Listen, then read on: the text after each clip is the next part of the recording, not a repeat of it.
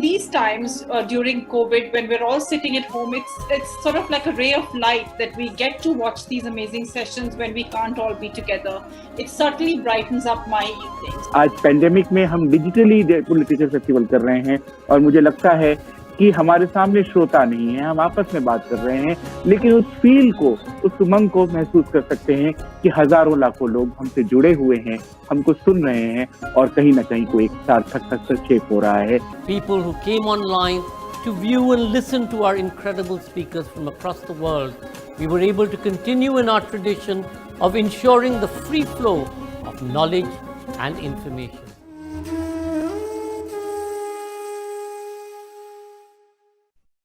On behalf of Namita Gokhale, William Dalrymple, Sanjoy Roy, and all of us at Teamwork Arts, I welcome you to this session of the Jaipur Literature Festival Online Series 2021.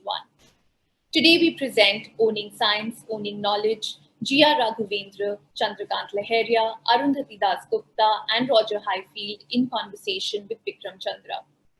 Article 27 of the Universal Declaration of Human Rights says everyone should have the right to share in scientific advancement and its benefits. Are the fruits of scientific discovery accessible to all those who need them or available only to the privileged few?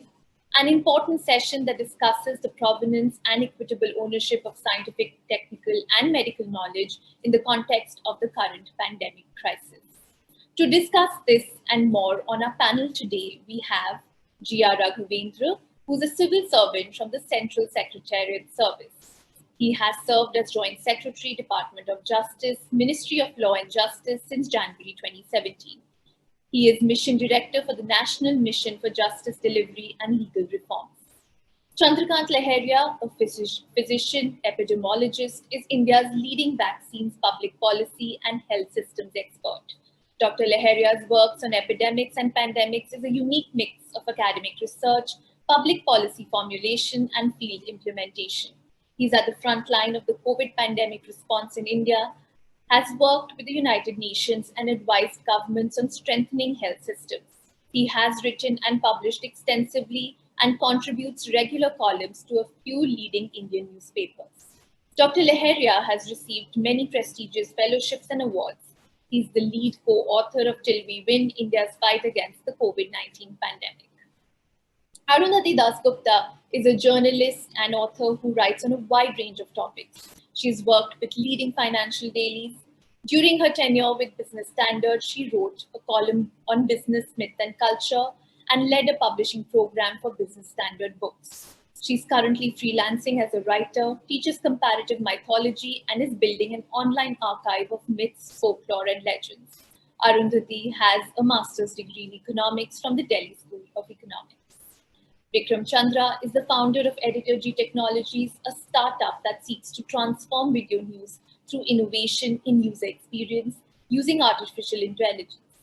In his earlier avatar, Vikram was one of India's best-known TV news anchors, presenting shows like The Big Fight, 9 o'clock News, and Gadget Guru, together with programs for social transformation such as Cleanathon, Greenathon, and Save Our Tigers. He's helped pioneer innovations such as news on mobile phones, the live streaming of video on the internet, and the first major news app in India. Vikram has been named Global Leader for Tomorrow by the World Economic Forum in Davos and has won the Indian Television Academy Award for Best Anchor for a talk show. Roger Highfield is the Science Director at the Science Museum Group. He studied chemistry at the University of Oxford and was the first person to bounce a neutron off a soap bubble. Roger was the science editor of the Daily Telegraph for 2 decades and the editor of New Scientist between 2008 and 2011. He's a member of the Medical Research Council, a fellow of the Academy of Medical Sciences, and a visiting professor at UCL and Oxford. Unfortunately, Roger was unable to join us today, but he has kindly sent in a video with his comments. It's a huge honour and pleasure to join this distinguished panel at the Jaipur Literature Festival to discuss Article 27 of the Universal Declaration of Human Rights. Are the fruits of scientific discovery really accessible to all those who need them, or are they just available only to benefit the privileged few? I think if you look at the distribution of COVID vaccines, then the answer is that sadly, we've got a long way to go to meet the ambition of Article 27. There are some amazing vaccine producers on the planet, not least the Serum Institute of India. Over 2.3 billion doses of COVID-19 vaccine have been administered worldwide, but significantly, around 1/4 of those have been given in G7 countries alone. Several forecasts suggest that G7 countries will have enough vaccine supplies to donate 1 billion doses by as early as the end of 2021. But the global population is around 8 billion people, and most approved COVID-19 vaccines are 2-dose shots. As the World Health Organization's Director General put it, the pandemic is being perpetuated by a scandalous inequity in vaccine distribution. Now, there's another dimension to what Article 27 says. The right to science is not only a right to benefit from material products of science and technology, it's also a right to benefit from scientific knowledge, which is based on what I think is the most powerful way to obtain reliable knowledge that we know. This is known as the scientific method. The scientific method is, when put to work through technology, the greatest influence on modern culture. Think of the internet or IVF or AI. Article 27 means that people must be able to access scientific information, not least so that it can be translated into a form that the public can act on. We've all seen how pseudoscience can cost lives, as tragically illustrated by peer pressure on parents not to vaccinate their children against diseases, even when those diseases are greatly diminished after decades of successful vaccination campaigns. We've also seen people suffer unnecessarily when unproven treatments such as homeopathy are given instead of effective treatments. So Article 27 also means that scientists, universities and national funders should encourage participation in science from as many sectors of the population as possible, not just to defend us against quackery and pseudoscience, but to help build a sustainable future for research that's truly representative of society. A more representative workforce is more likely to pursue questions and solve problems that go beyond the G7 that so much of science is currently set up to serve.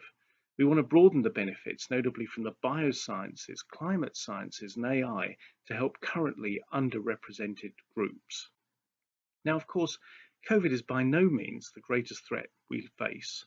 If left unaddressed, climate change will lead to increased inequality, and low and middle income countries face disproportionate risks from Earth's altered climate. But the pandemic has held up a mirror to view how we need to do so much more to turn the words of Article 27 into action. In the long term, climate change is our most pressing concern, but right now we're facing the worst health crisis for a generation. We need to support organizations such as the Coalition for Epidemic Preparedness Innovations and also COVAX, which is backed by the WHO and the Global Alliance for Vaccines and Immunization. To conclude, Article 27 serves as a reminder that we desperately need new ways to create, distribute and to share vaccines, and with everyone on the planet. And we need to be able to do this with pandemic speed. Thank you. Thank you, Roger. To continue the conversation that Roger opened, we begin our panel discussion today. Owning Science, Owning Knowledge, G.R. Raghavendra, Chandrakant Lahariya, Arundhati Dasgupta, and Roger Highfield in conversation with Vikram Chandra. Over to you, Vikram. Great to hear from you, Raja. Mr. Raghavendra, back asked you to switch on your camera again. Chandrakant Lahariya, Arundhati, thank you all so much for being with us. Mr. Raghavendra, if I could, okay, I'm still not seeing you, your camera's still off. So while we get that fixed, maybe I can come across to Dr. Lahariya. At the end of the day, let's start with looking at COVID, which is one of the immediate crises that we are facing. Is there a great deal of inequity in the way it is playing itself out? Vaccines, theoretically, everyone will have access to or does have some sort of access to. It's not income dependent. Other aspects of it, there may be inequality. Would you agree with that, Dr. Lahariya? I completely agree with you. Rather, we know from the very beginning that pandemic the virus is affecting disproportionately to the population which are living in low and middle income country. Within the same country, it is affecting population which are marginalized, underserved. We know that even before virus started affecting individual that much, and even before the spread happened to the extent to the peak of the waves, the lockdown resulted in the more impact on the poor and marginalized. So the measures, public health measures which were taken to tackle the virus started affecting the inequitably to the population group which is most vulnerable. That was before virus. But once virus started circulating and we see surge in the cases, it has affected disproportionately. People have found really challenging in accessing healthcare services. The rich could go to a private sector health facility, while poor had to struggle to find services, including the testing services, including the hospital beds, including the ICU services. And when they access those services, they had to pay from their pocket, which make them poorer. But then when it comes to the benefits of the scientific knowledge, the case of inequality in the vaccine distribution is widely known. The rich countries have a large chunk of the vaccines, while poorer countries were still waiting for the vaccine availability. Even within the countries, when vaccines have become available, we know the situation in India, that while people who can afford go to a private sector or public sector facility both, and are more vaccinated because they have a right kind of wherewithal to access services, pay for services, while poor, especially in rural countryside, the slum people who are living in the slums and migrants are still waiting for their vaccine. So this pandemic has actually shown the inequality in the society and inequity in the distribution of resources and benefit of science.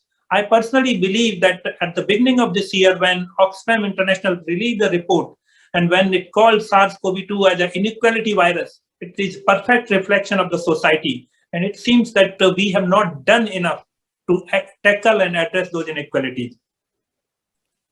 All right, Mr. Raghavendra, would you like to comment on that? Because from the government's point of view, obviously, it's really important to make sure that as many people can be reached and can be accessed as possible. Now, look, to some extent, the fact that the medications are there, the fact that vaccines have been created, the fact that vaccines are being distributed, that is scientific knowledge that is being shared by everyone. But yes, and actually in this particular crisis, even the rich sometimes struggle at the peak to be able to get to hospitals and get hospital beds.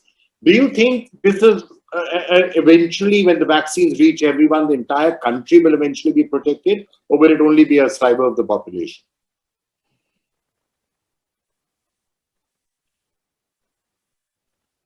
Mr. Raghavendra, you might want to just unmute yourself.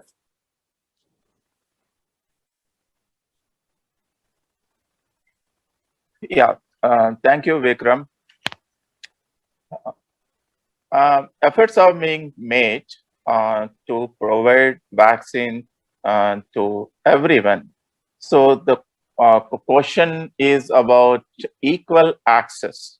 So this is a big issue. To provide equal access,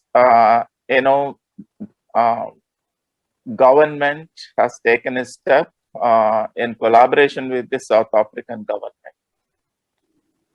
Application has been moved to the TRIPS Council of the World Trade Organization to get intellectual property waiver from the TRIPS Council. So that is one of the disruptive things is going to happen. Fortunately, the main player in the vaccine market, because various multinational pharma companies are from the US, support of the US, number one, support of the EU countries are very, very important. Luckily, Mr. Biden's government has supported US government. We're waiting for various EU countries come and support for that.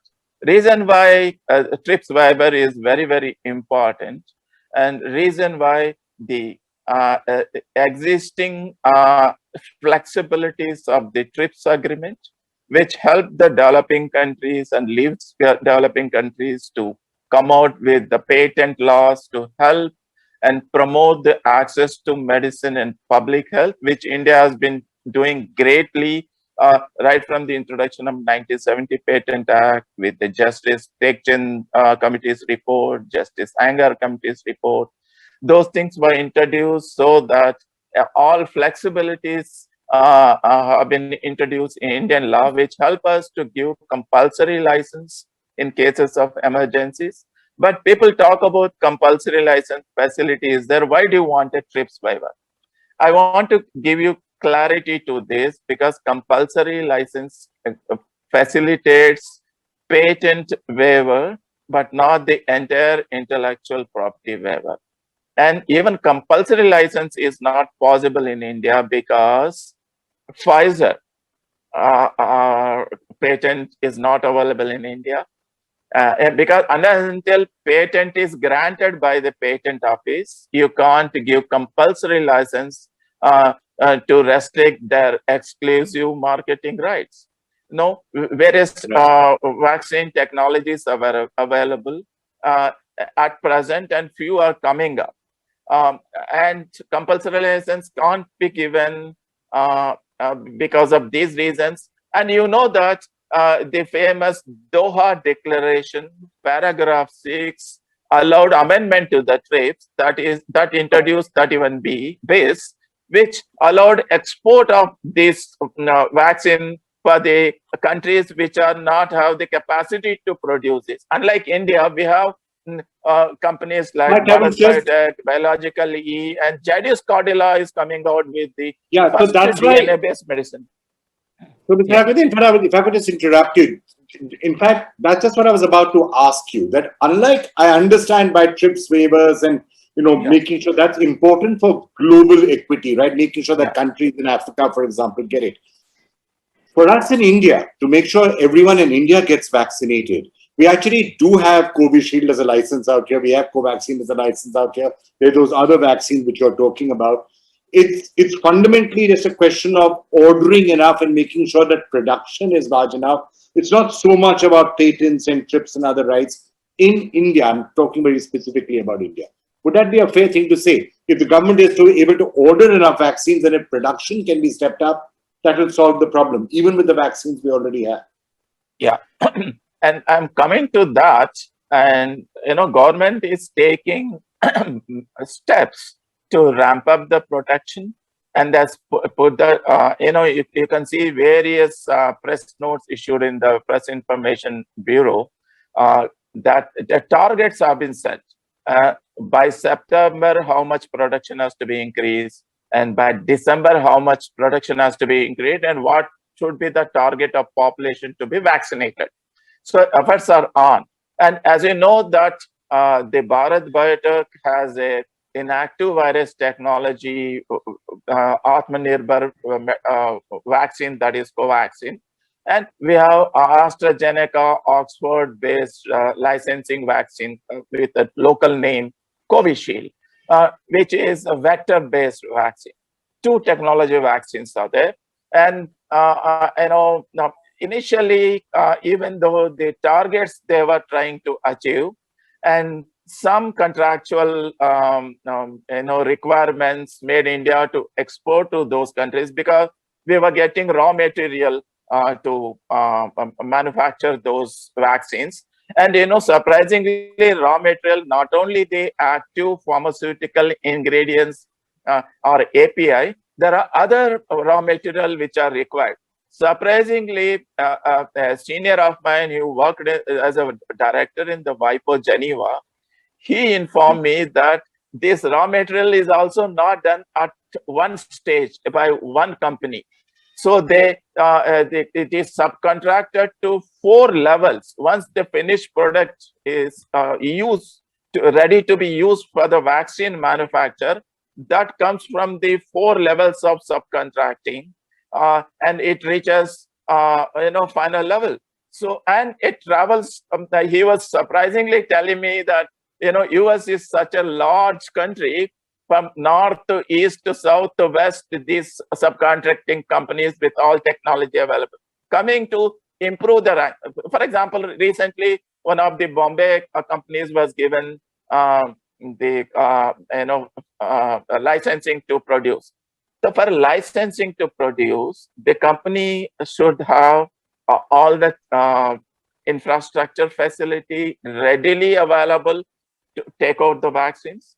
Number two, sufficient number of experienced scientists should be available.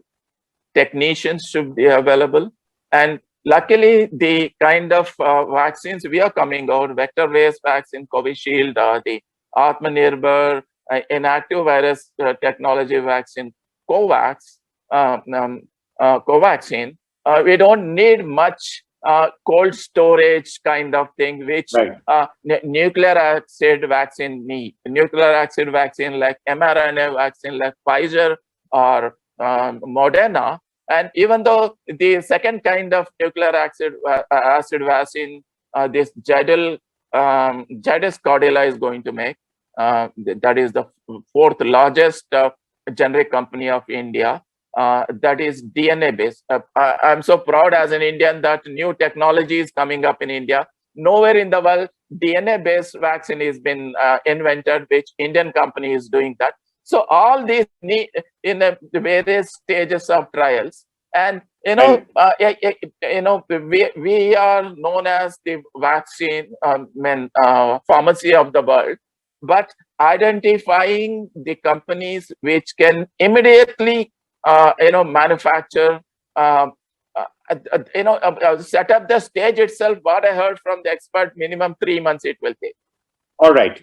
Let me just get Arundhati in. Thank you so much, Mr. Raghavendra, for that. And Arundhati, please come in on this. You might want to just unmute yourself. The overall question of getting scientific discoveries accessible to everybody right now, understandably, I think all of our minds are very occupied with COVID and making sure that we deal with COVID. What are your thoughts on what we've just heard? I completely agree actually with Dr. Lahariya. And the thing is that one would have imagined that something like COVID would have forced us to rethink our systems. Inequality has been baked into whether we look at economics, whether we look at healthcare, whether we look at education, right through.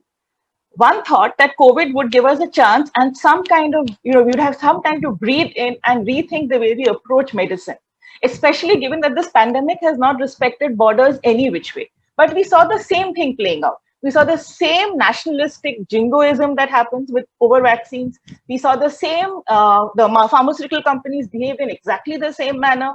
There was no change in the way we approach the problem.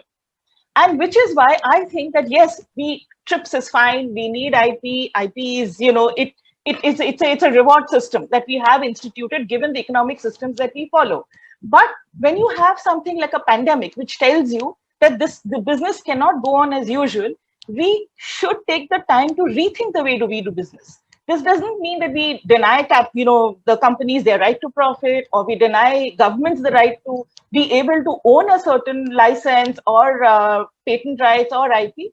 But we need to rethink it because, this disease has told you that you cannot go on doing the same thing. And, when you research it, you just discover that that's how the old scientific method was, where you shared.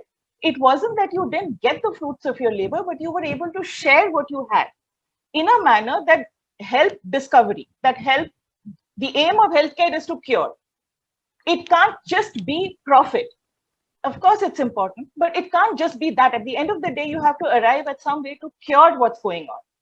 Okay. And I think that's the issue, which I find quite surprising, that even though now we have a price of this inequality, WHO has said that this vaccine inequity will, cost us something like $9.2 trillion or something of that sort. So it should help at least put a price to the problem. Otherwise you can say, how do you define it? But you have a price, the problem, it's staring at you in the face. But we continue to speak the same language of having, enough vaccine, we have to produce enough. Even raw material, availability of raw material is a huge issue. It can't just happen overnight. All right, I think you made some very important points there. Dr. Lahariya, if I could just come back to you. Look, fixing the system is something that we can talk about, we can keep doing. Having you as one of the country's top experts on this panel, I have to ask you to try and understand what is likely to come. We are like where we are now. Next month, 2 months, 3 months, 4 months, 5 months. What should we be expecting? Now, I've heard 2 or 3 different theories. One theory says yeah, cases have gone down. Cases have really gone down because of lockdowns. Lockdowns are going to be lifted. Cases are going to go back up, and we're going to be back in a crisis in August. One theory. Second theory is saying, okay, vaccinations, we have to increase them. But there is another theory, the Sutra model and others are talking about it, saying for every actual reported case, you've had 27 undetected cases. So it's possible that by now, 500 million people in India have had COVID, most of it mostly asymptomatic. Now, it sounds like a radical theory, but if that's the case, then the way we approach the next few months could be very different. Do you think that's a plausible case to make, that 400-500 million people could have already had COVID asymptomatically, and so there's some sort of immunity in the system, which means till that immunity fades away, we do have some breathing room for what Mr. Raghavendra was saying, vaccines to be rolled out and production to start. What's your sense? So one part is that in the end, everybody need to be vaccinated. And this will be a slow process in the descending age order. That's how it should be. And that's what is happening in one way or other. But it is also true that going by a various sero survey, that the proportion of population which might have been infected or developed antibody would be far higher than the official reported number of cases. But at the same time, we need to understand that we are not doing antibody tests, or we are not doing any approach to detect that who got asymptomatic infection and who did not. So essentially, the benefit of vaccination should be offered in a way which is more equitable, and by the probability of them getting moderate to severe disease. So while it is true that a large proportion of population might have developed infection, but benefit of vaccination cannot be prioritized on who developed infection. So we have to have a mechanism, and we have to ensure that sufficient vaccine is available for whichever target population we are vaccinating. But I also want to go back to another aspect, that the vaccines or any other product is a product of science, and any product of science should be global. One of the challenge in inequity in vaccine distribution is that in the world, many countries, and including India, does that nationalism or internationalism. But what we need to do a globalism, and there's a difference in international and global. The key difference is that countries, when they say that we want to go international, they still put their national boundaries above the other countries, and they see other countries as a different setup. While when we talk that product of science should be global, we see that the benefits should reach to any setting, any part of the world where those are needed, not by where those are being manufactured. So a last part is that this is possible. We know that the Coalition for Epidemic Preparedness and Innovation, which was formed in 2017 as a global collaboration, can be attributed for accelerating the vaccine production for COVID-19. If the CEPI was not there, probably it would have taken longer time. And that is a proof of concept that how global collaboration and cooperation can make things work. WHO started, for that example, the COVAX and the COVID-19 technology access pool. But then countries are not coming forward to share the knowledge and transfer the knowledge and know-how to this thing. But at least this COVID-19 pandemic has flagged and highlighted those challenges. I believe that these challenges and the discussions, such as one which are happening at WTO for a temporary TRIPS waiver, all of those would contribute to increasing access to those technologies and the vaccines and other medicines and diagnostics, and which would help in increasing access and ensuring that those reach to the right population. And finally, I think India can do far more than what it is doing in this area.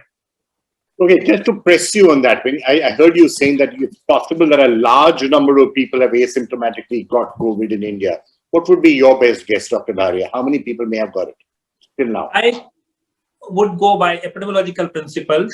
We know that in early January 2021, when third nationwide sero survey was conducted, officially reported COVID-19 cases were 10 million. However, the sero survey found that 22% of Indian population is affected, which essentially translates that somewhere around, for every confirmed case, there were around 25 to 30 unconfirmed cases or asymptomatic cases.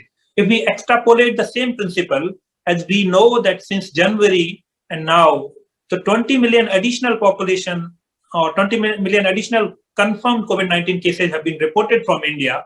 And if the same proportion or even a lower proportion continue, we can assume that somewhere around 50 to 60% of Indian population by now has developed either symptomatic or asymptomatic infection.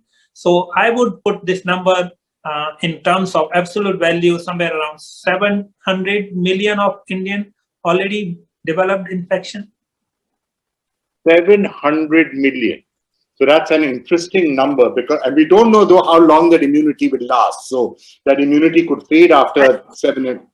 Yeah, I think, but we will have a more definitive answer as Indian Council of Medical Research is starting the fourth nationwide zero survey, and by mid of July we would have answer. But my number is 700 million is still 50% of Indian population, and this number would be, I believe, the people who would have developed infection could be even higher than that. That's a lower bound, in my opinion.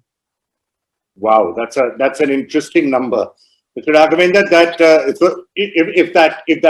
if that's true and that theory is correct, then actually that does, it's paradoxically perhaps good news for the government, because it means that there will be immunity for a few months, let's say. Immunity could fade, but it'll be a few months of breathing time, which gives enough time to get vaccines and other things rolled out.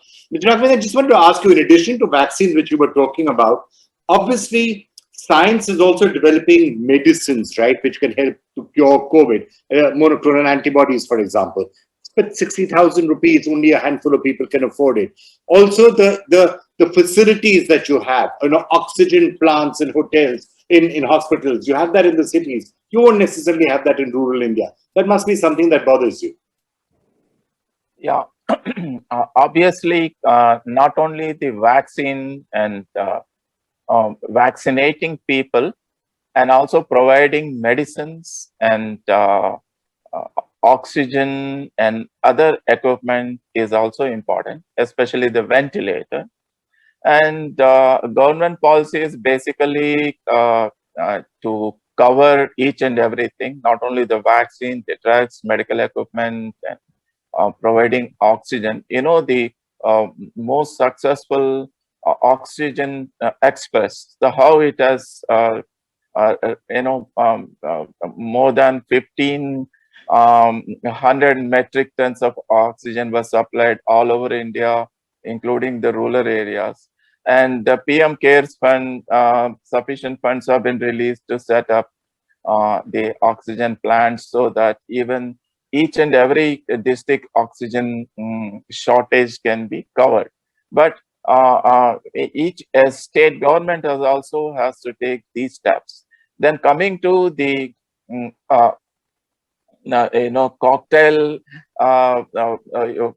therapy, you talked about 60,000 rupees. Obviously, everyone can't afford it.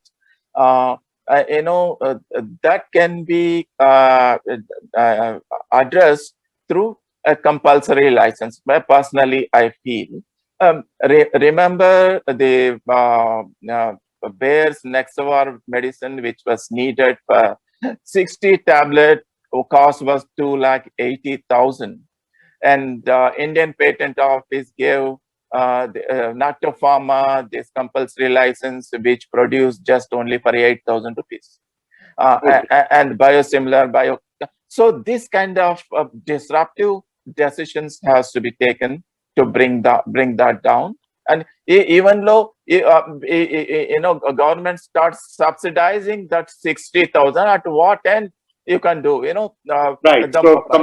You have to intelligently plan so that even government can pool that budget for providing other medical sources. So that has to be done in that way. And okay. And also not only the vaccine manufacturing of these local right. manufacturing and bringing out the generic versions is also important. And our patent policies promote that. Let us see how we are going to achieve. All right, Mr. Raghavendra, I think we are flat out of time, so just enough time for our last comment from you, Arundhati. Yeah. You're on mute. You're on mute, Arundhati. Last quick comment from you, Arundhati. Sorry. No, I just think that just as we're talking about a globalized time that we live in and the need for science to bridge that global space, We need to invoke the scientific spirit as much as we talk about the scientific method, because that's the spirit is what we saw during the early plagues or all the other, large scale pandemics in the past, which allowed us to deal with them to the best of the abilities at that time, which we are not able to do now. We're not able to marshal the best of our resources simply because we've, boxed ourselves in a strange kind of spaces. All right. Well, thank you all so much for having joined us. We could carry on for another half an hour, 1 hour, I think, but we are out of time, so I'm going to hand it back to you. So, thank you, Mr. Raghavendra, Dr. Lahariya, Arundhati, and Vikram for that vital discussion. This is truly one of the most important topics affecting our existence today. Thank you all for watching and being a lovely audience. We hope to see you next week with GLF first edition book launch. At 7 p.m., we have Keeping in Touch, Anjali Joseph in conversation with Jeet Thail. And on Jaipur Literature Festival online at 8:30 p.m. IST, we have China Room, Sanjeev Sahota in conversation with Georgina Godwin. We hope to see you then.